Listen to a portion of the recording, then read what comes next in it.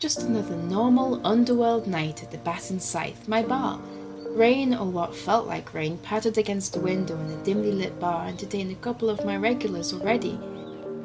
I was idly cleaning glasses by the bar when one such regular approached for a drink.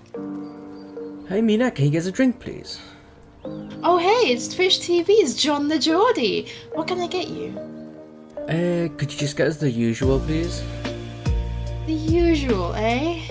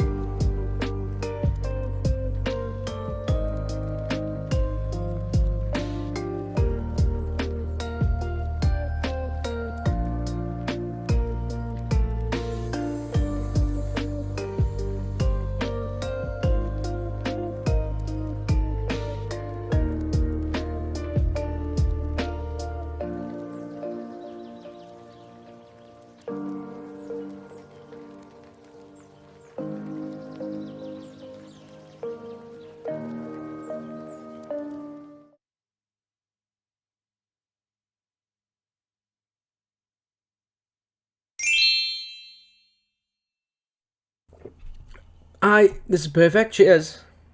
Phew, I mean, enjoy!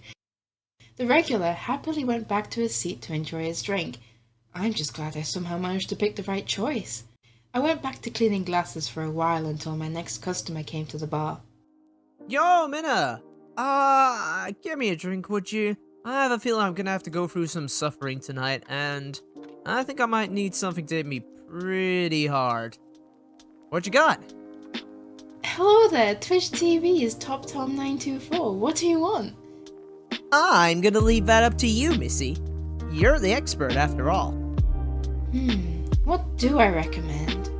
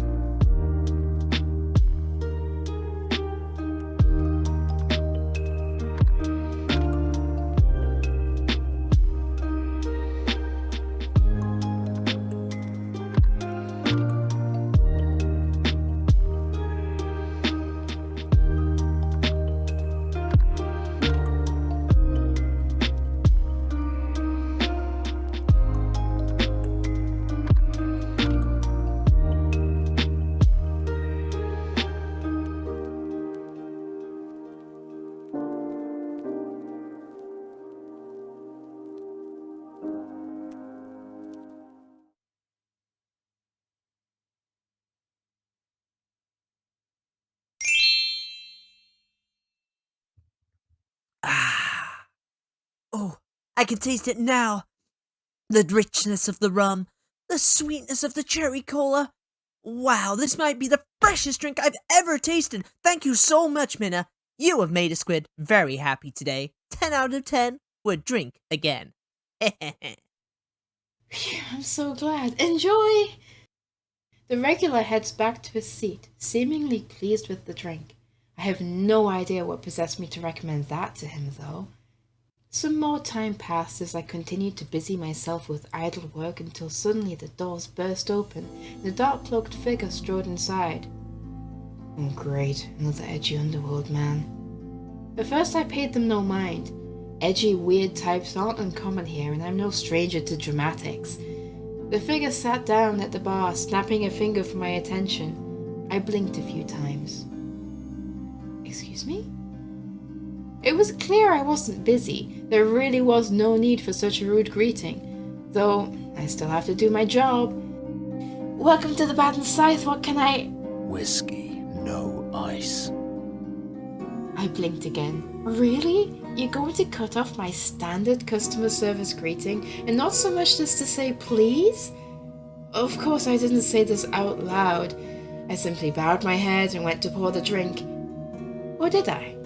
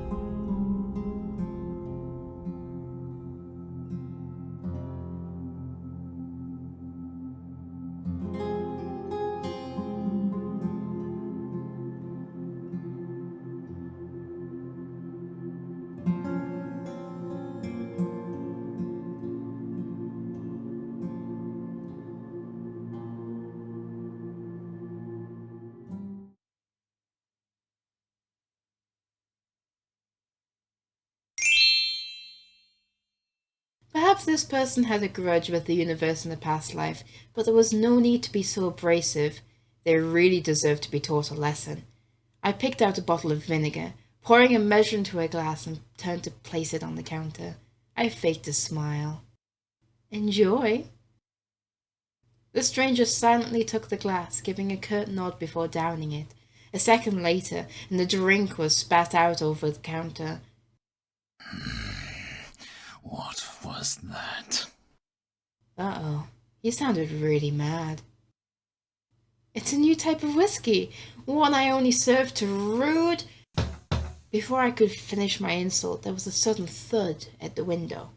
I looked up to see Alyssa, my pet, trying to get inside.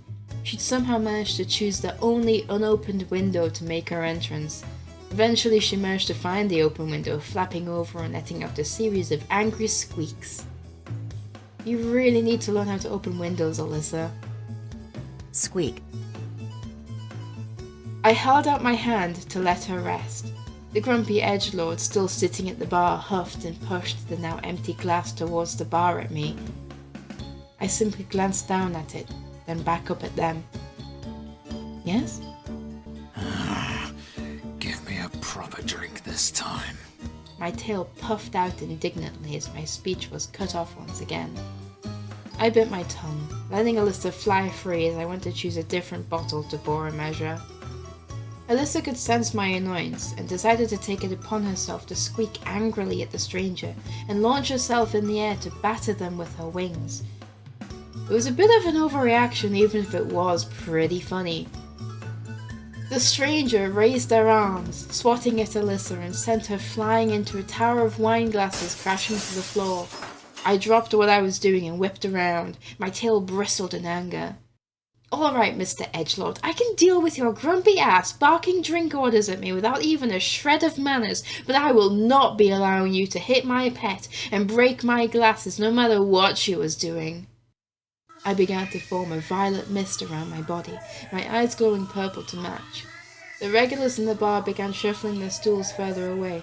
They knew what was coming. The stranger stood up to stare down at me. Only then did I realize just how tall they were, now forcing me to crane my neck to look up at them. Alyssa noticed my demeanor change and flew out of the mess of broken glass to squeak her alliance to me, taking her usual resting place on my head. The stranger didn't seem to care, reaching a clawed arm out from under the cloak. Hey! I was unable to finish my sentence as the claw grabbed around my waist, lifting me up from behind the bar. I squirmed in its grasp, kicking my legs out, attempting to get them where it hurt most.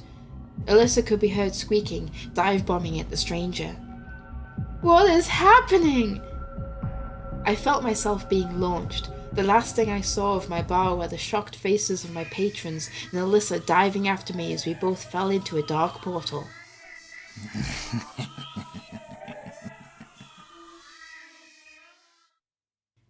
And then the sudden sounds of a loud city greeted me, falling from mid-air on the other side of this portal, hitting the ground with a thump. Something soft hit my head, and Alyssa fell into my lap. I looked around. The city was strange, nothing like the ones in the underworld at all. It took me a moment, but I realized I was now on the overworld, as ordinary mortals were staring at me. Hardly surprising, really, since a strange catgirl and fluffy round bat had just appeared from a portal moments earlier. I had to escape. I disappeared in a cloud of purple mist, quickly making my getaway.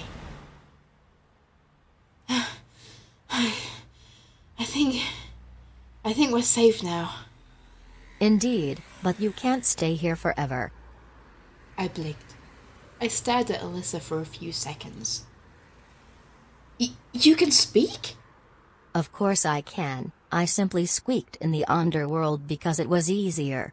And I'm lazy. Then why suddenly talk now? Because we're stuck here, and if we're not careful, it's not going to go well for us up here. If you haven't noticed, we're not exactly normal to these people. Well then, what do you suggest we do? You're going to have to find somebody to control, if you know what I mean. I didn't like the idea.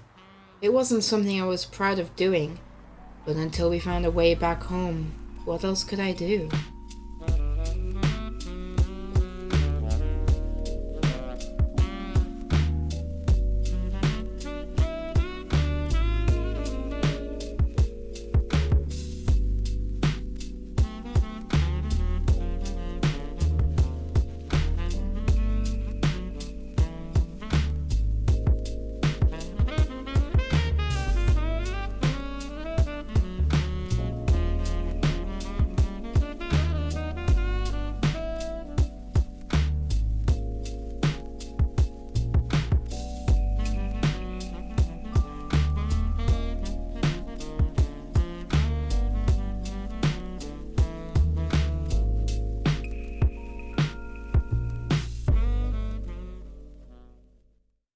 What the hell is going on?